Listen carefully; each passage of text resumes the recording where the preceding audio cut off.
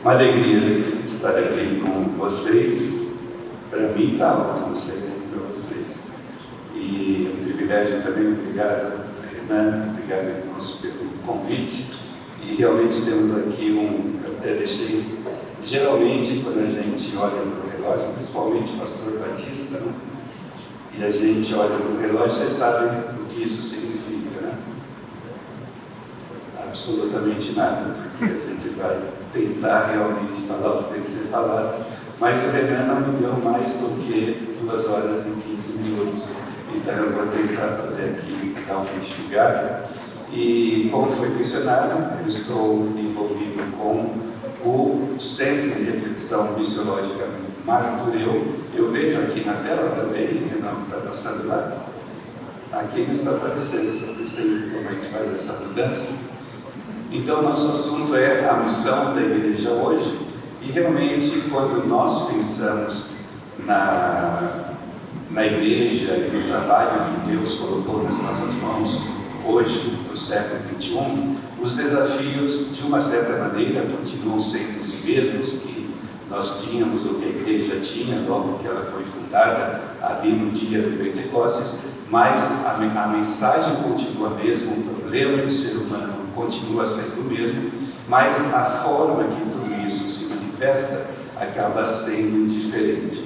E eu gostaria que nós começássemos então lendo uma passagem do livro do Êxodo, que está aí na tela, e que diz o seguinte, Êxodo capítulo 19, versículos 5 e 6, agora, portanto, se ouvirdes atentamente a minha voz, o contexto aqui é Deus dando instruções para o povo de Israel, dizendo como é que o povo de Israel tinha que viver e qual era a sua razão de viver. Então nós vemos aqui Deus dando essa orientação.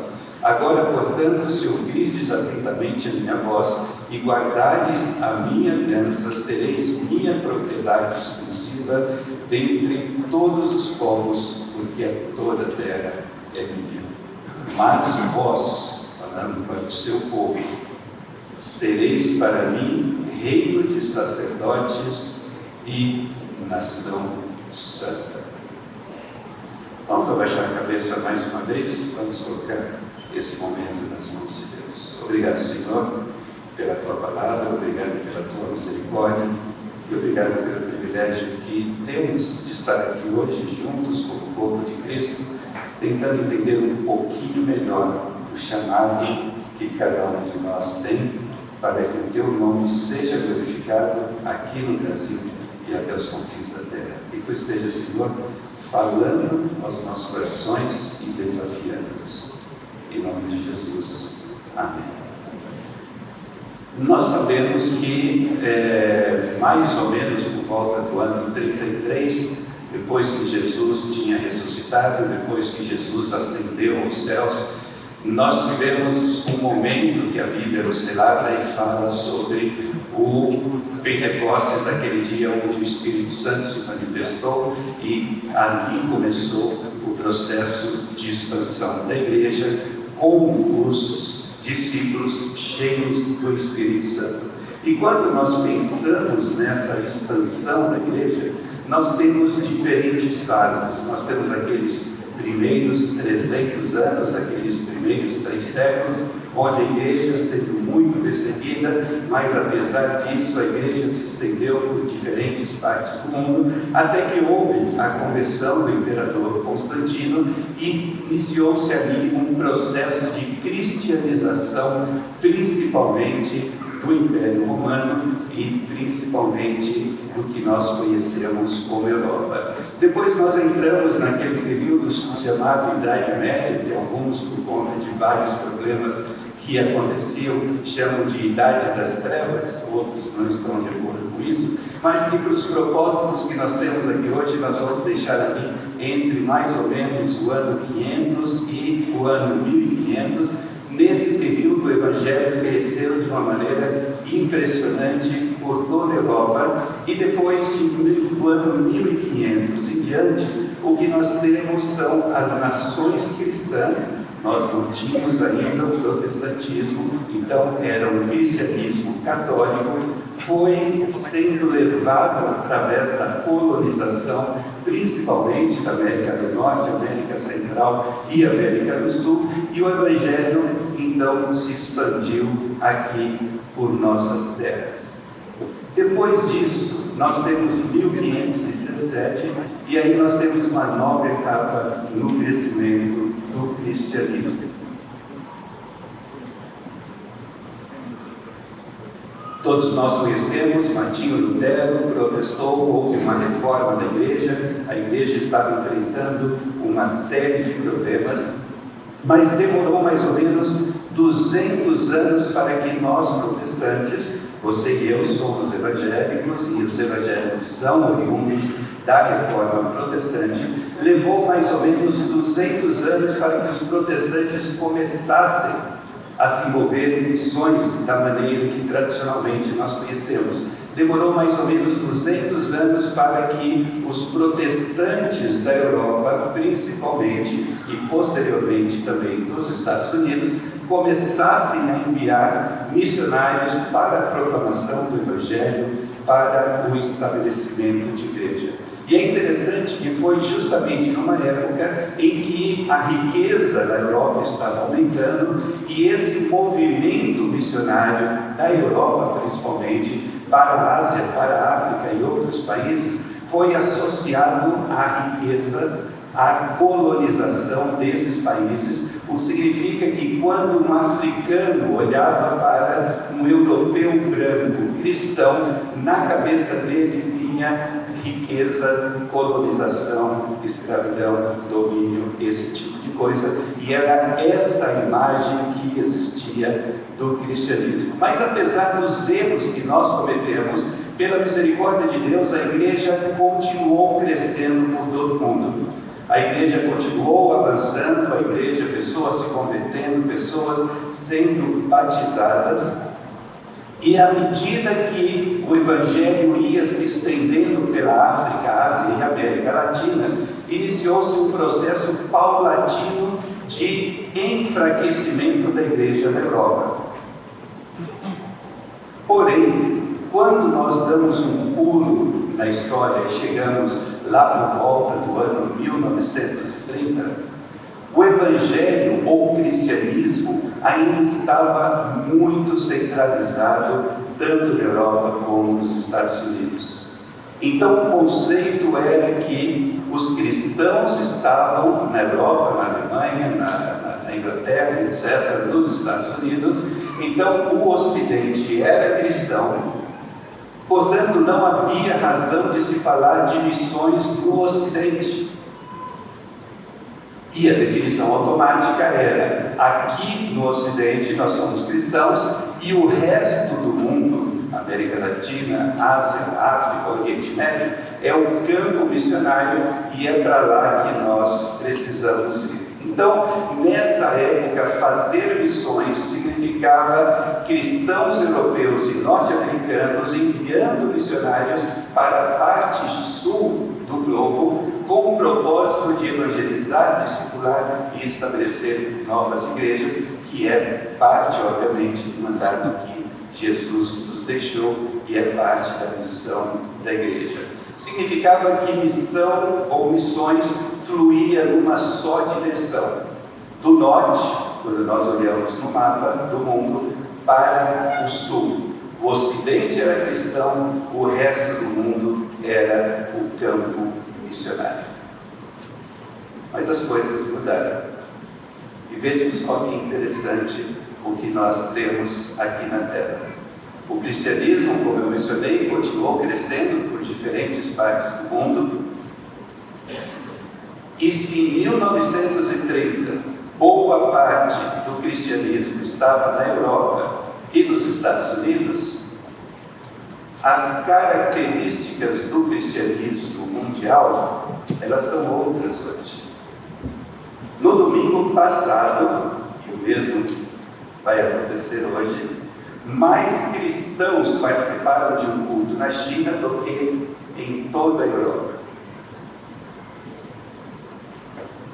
Mais anglicanos a denominação obviamente inglesa, se reuniram em diferentes partes na África do que em toda a Inglaterra, Estados Unidos e Canadá juntos, os anglicanos desses 3 países que eu mencionei.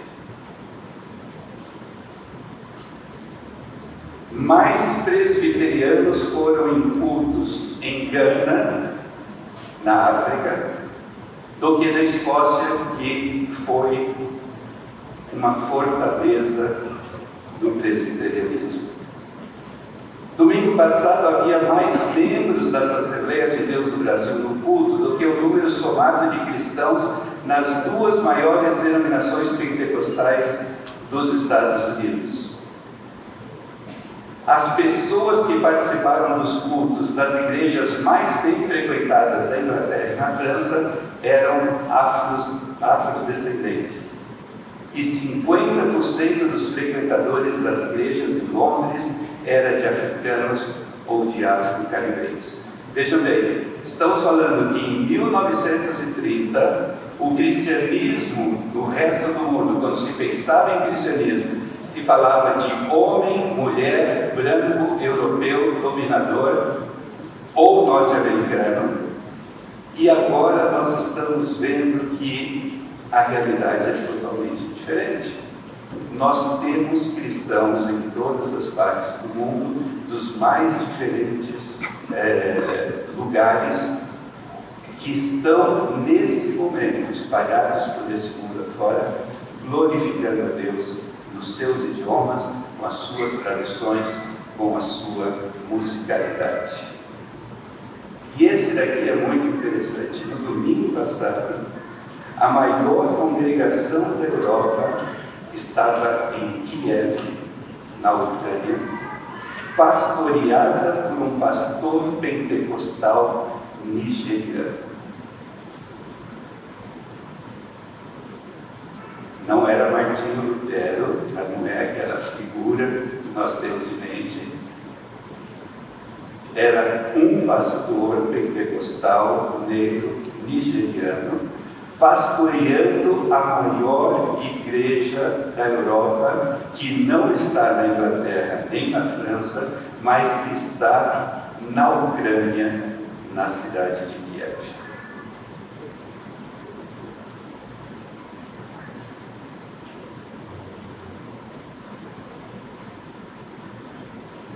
As implicações são muitas.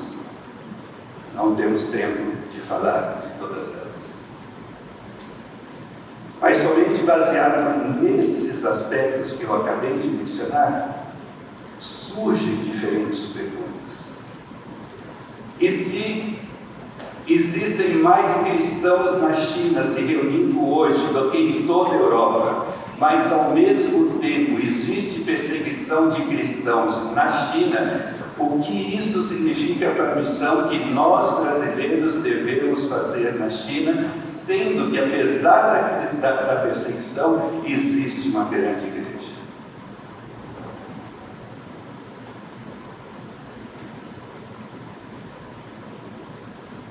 Se existem tantos cristãos na África, estamos falando de centenas de milhões, de que maneira isso deve afetar o nosso envolvimento como igreja, como movimento missionário, num continente onde ainda existem milhares de grupos étnicos que não foram alcançados com o Evangelho, mas que naquele continente existem milhões de cristãos?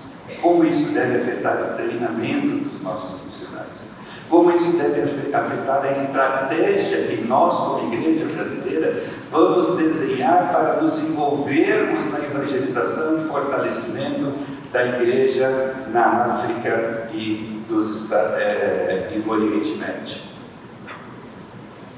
O fato de que imigrantes da África, da América Latina, do Caribe, hoje compõem uma boa parte dos cristãos da Europa, de que maneira nós precisaríamos levar isso em consideração quando nós pensamos em enviar nossos missionários para aquela parte do mundo?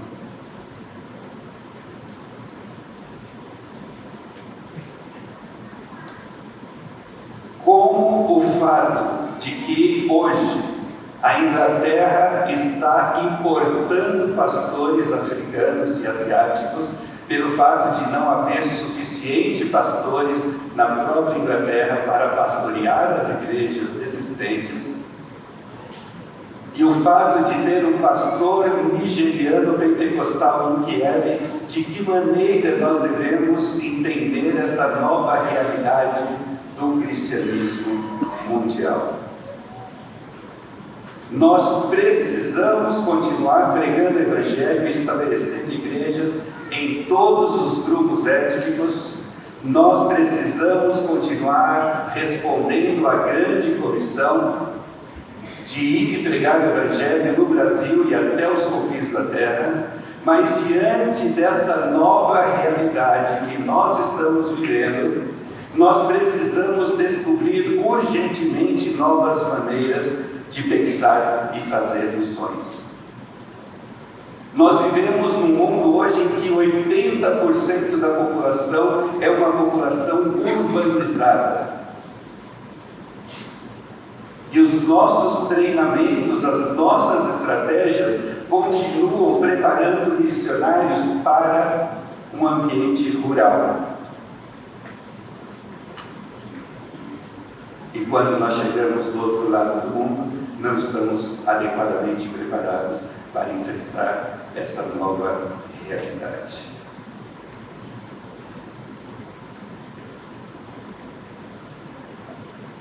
Pensando nesse contexto,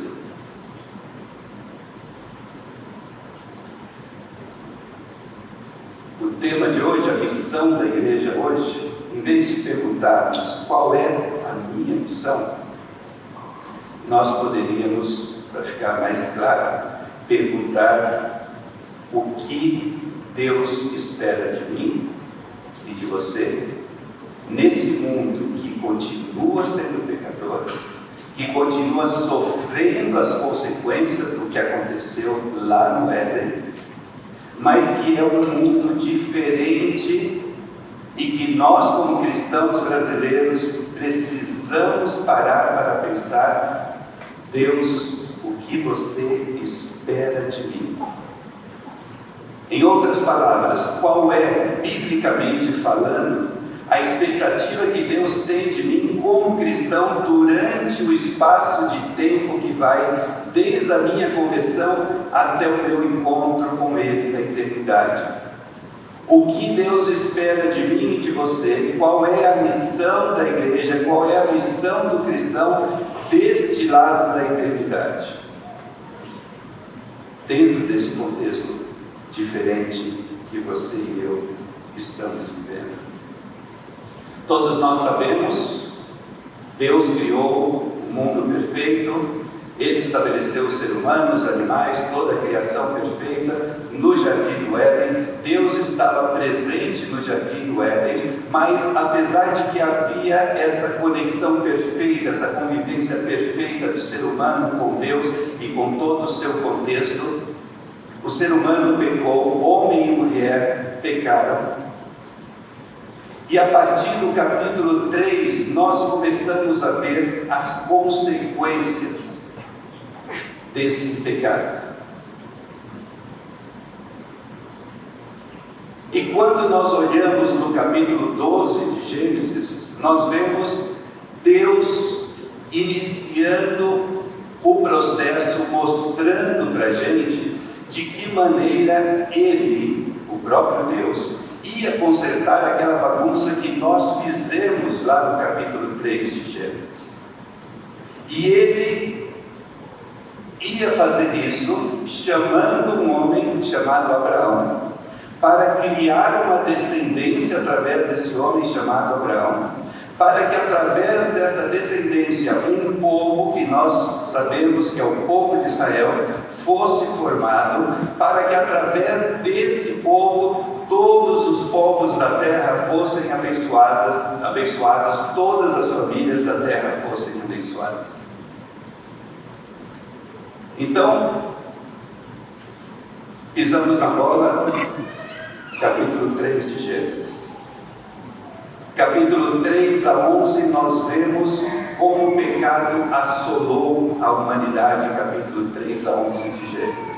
E no capítulo 12, Deus começa a mostrar que a missão dele é consertar a bagunça que nós fizemos, no capítulo 3 de Gênesis, e apesar de a culpa ter sido nossa, ele vai permitir que você e eu participemos dessa missão dele de consertar a bagunça que nós fizemos.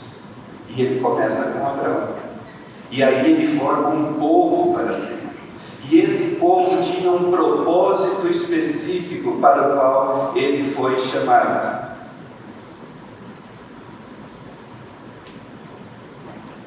Agora, portanto, se ouvirdes atentamente a minha voz e guardares a minha aliança, sereis minha propriedade exclusiva dentre todos os povos, porque toda a terra é minha. Mas vós sereis para mim reino de sacerdotes e nação santa. Como é que Deus ia nos usar para arrumar a bagunça que nós fizemos no capítulo 3 de Gênesis? Ele formou um povo no Antigo Testamento, o povo de Israel. Hoje, no Novo Testamento, somos nós. Ele chamou esse povo para que esse povo fosse um reino de sacerdote. O que é que um sacerdote faz? Ele faz o elo entre Deus e aqueles que não o conhecem. Deus nos chamou para isso e deu a estratégia para que isso acontecesse, para que esse povo pudesse ser de fato um povo sacerdotal. Esse povo teria que viver uma vida santa. E dessa forma nós estaríamos participando da missão de Deus de restaurar tudo aquilo que foi quebrado no Éden, para que o nome dele fosse glorificado até os confins da terra. Reino de sacerdote entre as nações, nação santa. E aí é muito interessante, porque nós falamos muito de santidade.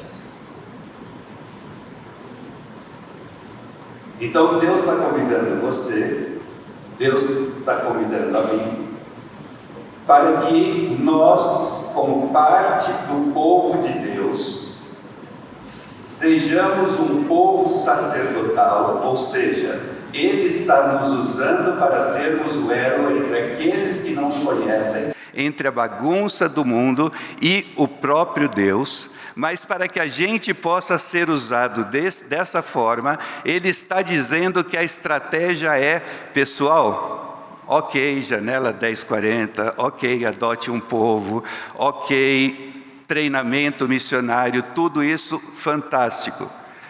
Mas o primeiro passo é, para que isso aconteça, você e eu precisamos ser santos, assim como o próprio Deus é santo. E quando nós pensamos em santidade, normalmente vêm esses conceitos corretíssimos, bíblicos, que talvez pudéssemos chamar de santidade passiva, que é aquele tipo de santidade que tem mais a ver com o meu relacionamento com Deus, com o meu interior, com a minha purificação, com o fato de que eu tenho meu tempo de jejum, de oração, de adoração a Deus, e isso obviamente faz parte desse processo de santificação, e Deus espera ver isso na minha vida e na sua vida. Mas infelizmente, normalmente nós paramos aí. E Deus está dizendo que Ele está usando o seu povo para consertar aquilo que foi quebrado no Éden, mas para que isso aconteça, você e eu precisamos ser santos. Infelizmente, nós estamos olhando apenas para um aspecto da santidade bíblica. Porque existe aquilo que talvez pudéssemos chamar de santidade ativa. E é interessante que, mais uma vez, em Levítico capítulo 19, começando do versículo 1, todo o capítulo, Deus está dizendo: vocês devem ser santos porque eu, seu Deus, sou santo. E aí ele começa a explicar até o final do capítulo o que ele quer dizer com santidade. E eu gostaria que depois, na sua casa, você pudesse ler mais tranquilamente, mas aqui você pode ver um resumo em que está mostrando quais são os outros aspectos da santidade, para que nós possamos ser usados por Deus, para que todos os povos da terra sejam abençoados. E eu não tirei isso de nenhuma cartilha de organização não governamental. Isso está no capítulo 19 do livro de Levítico, onde Deus está dizendo para o seu povo: se vocês vão cumprir o mandato que eu dei para vocês, vocês devem ser santos. E o que eu quero dizer por santidade, além da oração, além do jejum, além do louvor: justiça, preocupação com os necessitados, preocupação com o pobre, respeito dentro da família, integridade judicial, compaixão para com os deficientes, integridade sexual, rejeição da idolatria e do ocultismo, rejeição do tratamento cruel às minorias étnicas. Isso está na Bíblia? Isso está na Bíblia. Portanto, se você for no aeroporto, de alguma maneira ajudar os afegãos que estão lá sofrendo, você está mostrando a santidade que vem de Deus. E através dessa santidade do seu povo, que é um povo sacerdotal, todas as famílias da terra serão abençoadas.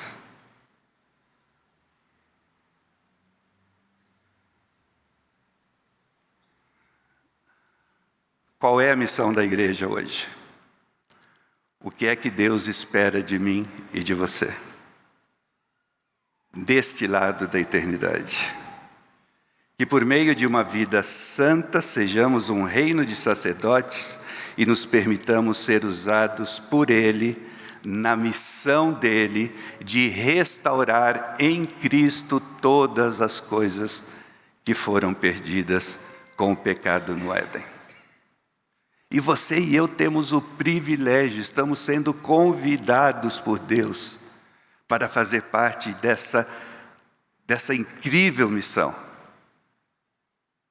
de ser o braço direito, o braço esquerdo de Deus. Nós não restauramos nada, nós participamos do que Deus está fazendo no processo de, em Cristo, reconciliar para consigo mesmo todo o universo, todo o cosmos.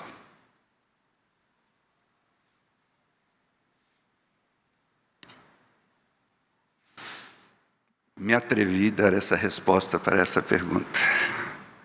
Eu não sei nem agora se o Renan vai deixar eu pregar à noite, mas nós estamos fazendo isso?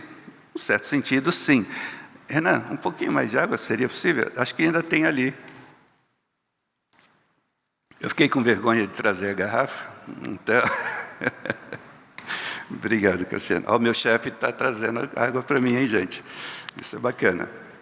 Nós estamos fazendo isso, nós estamos sendo um povo santo, nós estamos cumprindo todos os aspectos da santidade, não somente aquele aspecto da santidade passiva, mas também aquilo que nós vemos em Levítico 19. A impressão que eu tenho é que uma boa parte de nós, como membros do corpo de Cristo, como membros do povo de Deus, nós não estamos fazendo isso. E uma indicação disso talvez seja o fato de que nós somos 40 milhões de evangélicos nesse país, pelo menos, e nós não estamos impactando positivamente a fibra ética e moral da nossa nação.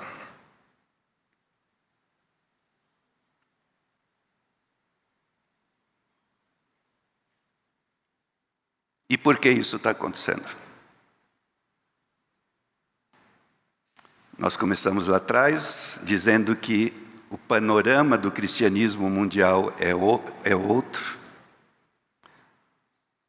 mas a missão da igreja continua sendo participar da missão de Deus de, em Cristo, reconciliar todas as coisas para consigo mesmo.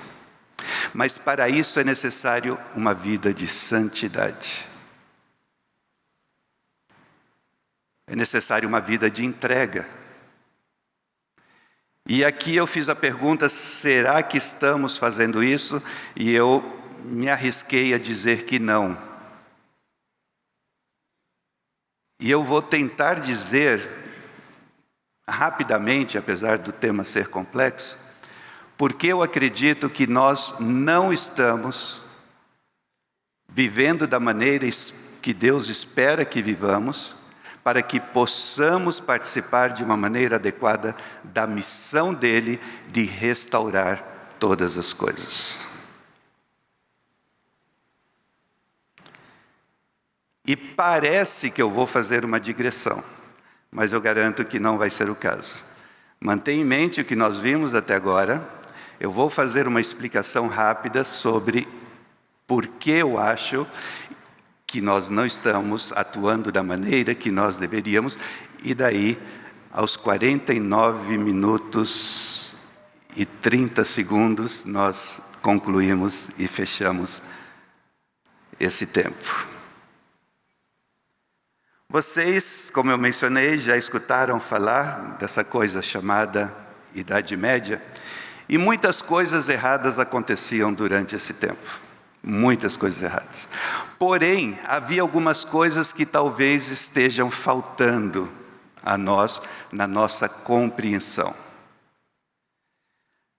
Durante a Idade Média, que eu disse que foi mais ou menos do ano 500 até o ano 1500, havia essa certeza na cabeça dos cristãos e do europeu de uma forma geral, de que havia uma autoridade máxima, essa autoridade é Deus, havia essa convicção, essa crença, e que a fonte de toda a verdade, de toda a autoridade vinha desse Deus, e esse Deus, o que ele fazia, ele legitimava a igreja como representantes aqui na terra. A igreja legitimava a autoridade dos governantes, que então exercia o seu papel, muitas vezes de forma totalmente equivocada, de governar as nações. Mas o conceito de autoridade, de verdade, de que vinha desse ser superior, o Deus cristão, isso era algo muito claro que estava na mente de qualquer europeu. Havia a crença de que era possível ter absoluta convicção sobre o que é a verdade por meio do que nos era transmitido pela tradição, pelas autoridades, pelos anciãos, pela igreja, pela palavra de Deus. A palavra de Deus era vista como autoridade absoluta. Havia verdades universais, havia valores éticos e morais universais.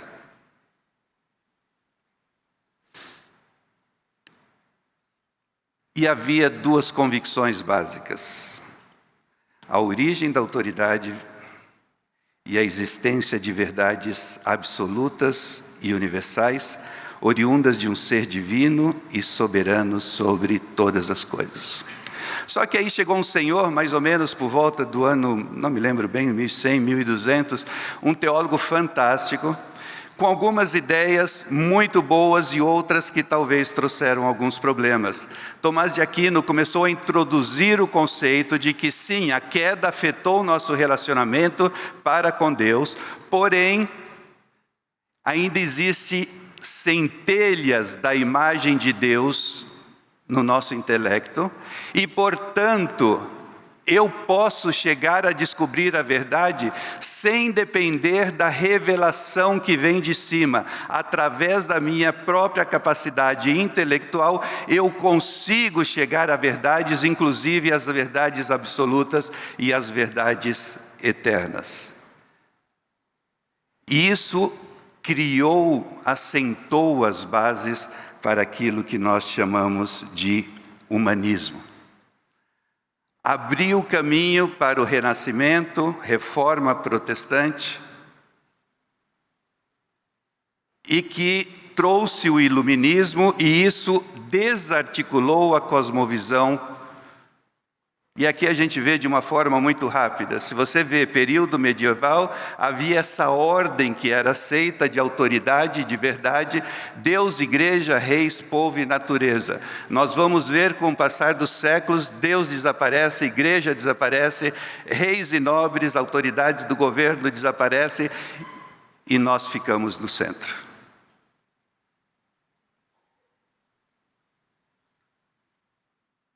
E aí, certos filósofos começaram a nos vender a ideia de que a única certeza que podemos ter é a certeza de que devemos duvidar de tudo que pode ser duvidado. Deus é absoluto? Esquece disso. Existe uma verdade absoluta que emana da Bíblia? Esquece disso. Quer saber qual é a verdade? Seja cético. O ceticismo se tornou o ponto de partida para uma suposta descoberta da verdade. Quer descobrir a verdade? Duvide. Daí um senhor chamado Stuart Mill chegou com uma ideia fantástica, dizendo que somente os indivíduos e seus interesses particulares são importantes, e seus interesses podem ser determinados por qualquer coisa que maximize o seu prazer e diminua a sua dor.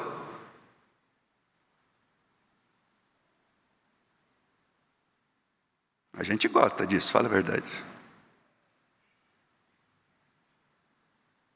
E isso tudo num continente que se considerava cristão.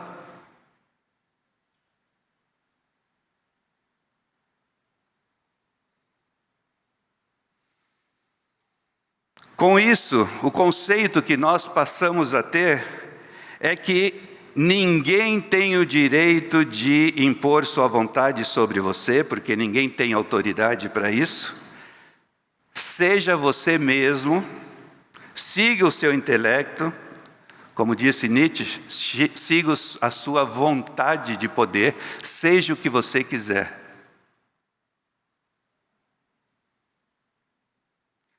Conhecimento e verdade não são reveladas, não vêm de um ser superior, Senhor, Criador dos céus e da terra, mas são obtidos através do esforço humano por meio do raciocínio lógico. Só existem fatos, os valores, esse negócio aí que a gente vê, que são opiniões pessoais, afirmações religiosas, esquece. Isso serve para o seu foro íntimo. Não tente impor isso sobre ninguém, porque ninguém tem a verdade absoluta.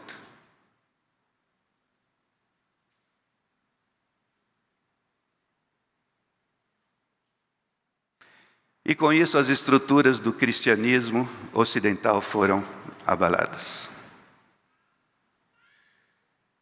Existe realmente um Deus? Caso ele exista, será que realmente ele é um Deus pessoal e se envolve comigo e com você? Será que esse Deus está preocupado realmente em restaurar aquilo que foi quebrado lá no Éden?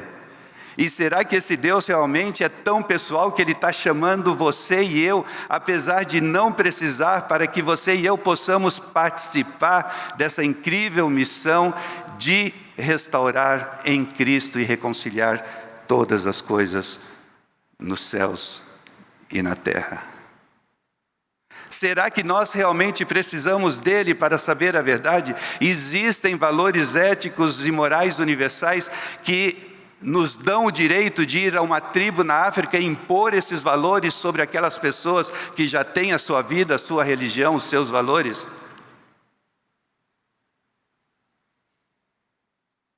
será que milagres realmente existem? Será que ele ressuscitou?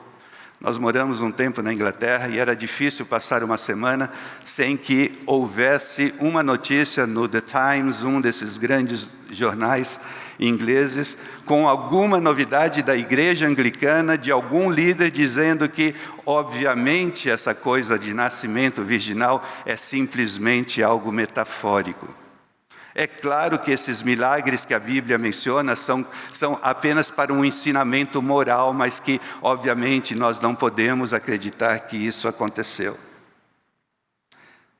A Bíblia tem algumas coisas que são verdade e revelação de Deus, mas é claro que nenhum livro pode ser considerado como a verdade absoluta.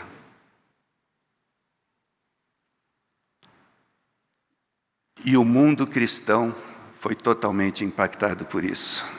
E nós fomos influenciados, e a nossa fé, a nossa teologia, a nossa missiologia acabou sendo afetada pelo racionalismo, secularismo, pluralismo e todos esses ismos que outro dia, quem sabe, a gente possa conversar mais. Em outras palavras, voltando lá atrás, nós estamos num mundo totalmente diferente. A situação do cristianismo é totalmente diferente. Mas o pecado continua existindo, Deus quer restaurar, e a missão da igreja hoje é participar dessa missão de Deus, de, em Cristo, reconciliar para com Ele todas as coisas. Porém, não estamos conseguindo ser esse povo santo que possa participar da missão de Deus, porque nós permitimos com que o espírito da época penetrasse sorrateiramente na nossa teologia, nas nossas mentes e nos nossos púlpitos. Quantas pregações nós podemos reconhecer as ideias de Descartes, de John Stuart Mill, de Tomás de Aquino, e que vão contra a ideia de um compromisso sério, de ser um povo santo que acredita numa revelação única e que essa revelação é inegociável, e essa revelação está nos dizendo: vocês devem ir por todo o mundo anunciando as boas novas, porque eu estou reconciliando tudo o que foi quebrado no Jardim do Éden. E essa coisa de ser absorvido pelo espírito da época não é novo. Lá em Levítico, estamos falando mais ou menos do ano 1500 anos de Cristo. Deus está dizendo: se vocês vão ser realmente o meu povo, se vocês vão cumprir a missão que eu estou dando ao meu povo, se vocês vão ser um povo sacerdotal, um povo santo, é absolutamente essencial que vocês não imitem os costumes da terra do Egito. Não imitem os costumes da terra de Canaã. Não andareis segundo os estatutos do mundo que está ao seu redor. Porque se vocês fizerem isso, não vai ser possível vocês participarem da missão de me ajudar a levar as boas novas até os confins da terra. E tem uma passagem muito triste no capítulo 17, versículo 8 do livro de Juízes, que diz: naquela época não havia rei em Israel. Todo mundo fazia o que lhe dava na cabeça. E foi nesse contexto que nós vemos também uma passagem que diz, como resultado, a glória de Deus deixou o templo.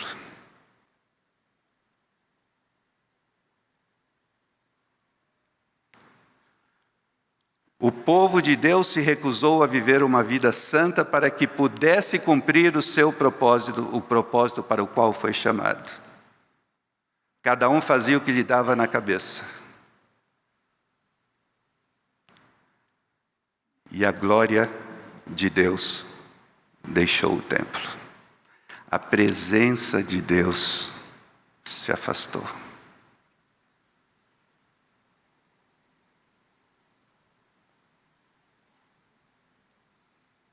Quero ler duas ou três citações que eu creio que são muito importantes. Muitas igrejas descobriram que se os aspectos do cristianismo que são considerados estranhos pela sociedade fossem abolidos, e se o materialismo rampante do Ocidente não fosse desafiado, isso permitiria com que multidões fossem atraídas. Vamos descafeinar a mensagem do Evangelho, baseado nessas influências que nós estamos tendo desses pensadores, das ideias iluministas e etc, etc, porque se nós fizermos isso, a gente vai conseguir trazer mais gente.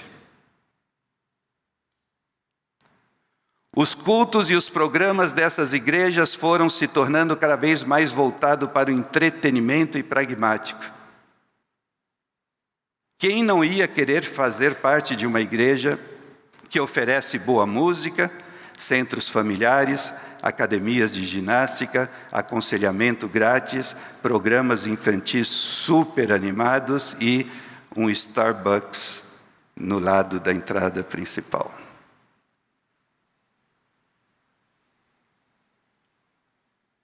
Lembre-se, eu preciso fazer decisões que me tragam o maior prazer e me provoquem a menor dor. Não é a Bíblia que diz isso, é o John Stuart Mill. É o Nietzsche. Isso daqui é muito interessante. A consciência da eleição, ou seja, a consciência de que existem muitas opções e nós podemos eleger aquela que nos convém, conduz a escolhas hedonistas. Eu já não escolho por dever, por reconhecer absolutos, por princípios e outros subprodutos. Eu escolho aquilo que mais gosto. Assim, em situações sociais e mesmo na minha vida privada e espiritual, faço escolhas que me causem, no curtíssimo prazo, menor desconforto, dor, esforço ou preço.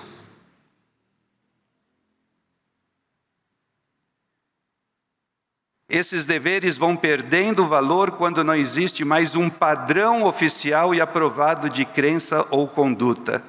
Cada um age de conformidade com a sua consciência, e sua consciência é moldada por seus interesses, e seus interesses são moldados pelo mercado que insiste em te dizer que você é o centro do mundo.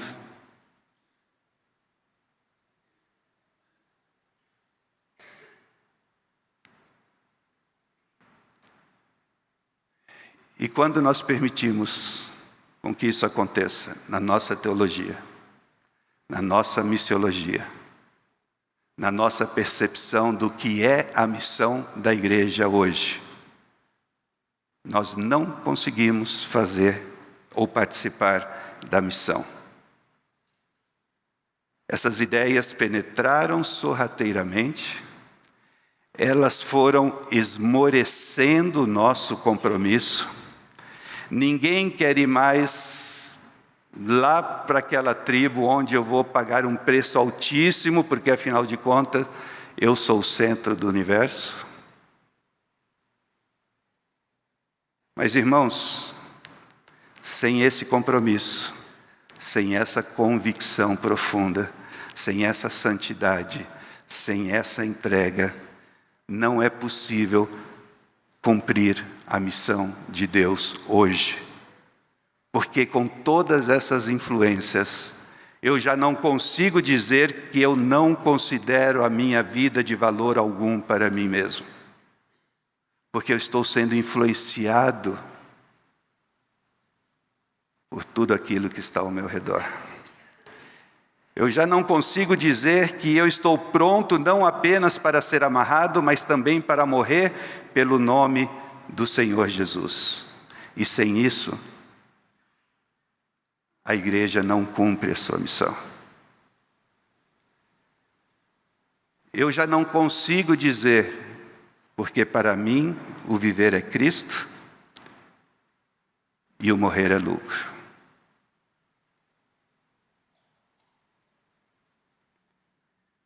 E eu não consigo dizer: eis-me aqui, Senhor, usa-me a mim nessa sua grande missão de em Cristo restaurar todas as coisas para consigo mesmo.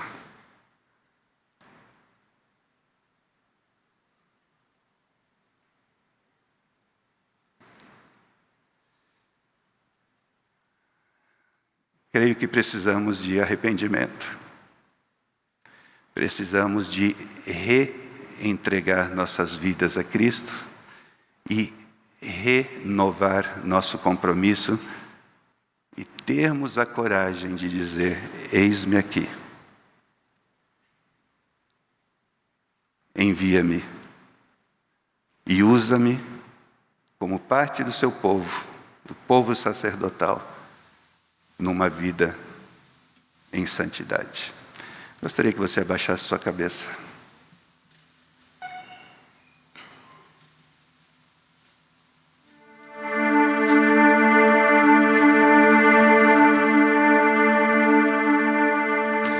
Senhor, que privilégio tremendo que nós temos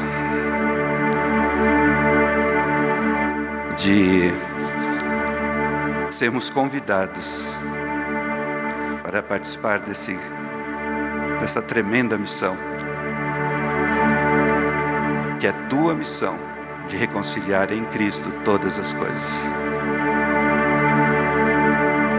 Senhor, dai-nos uma mente clara, revela-nos pelo teu Santo Espírito o que significa sermos parte de um povo sacerdotal que deve viver uma vida santa, que não é influenciado pelas ideias dos cananeus, nem dos egípcios, nem de Descartes, nem de John Stuart Mill, nem de Nietzsche, mas que seja uma vida inspirada totalmente pelas verdades da tua palavra, e que possamos dizer: estou disposto não somente a sofrer, mas, se necessário for, morrer pelo nome do nosso Senhor Jesus Cristo.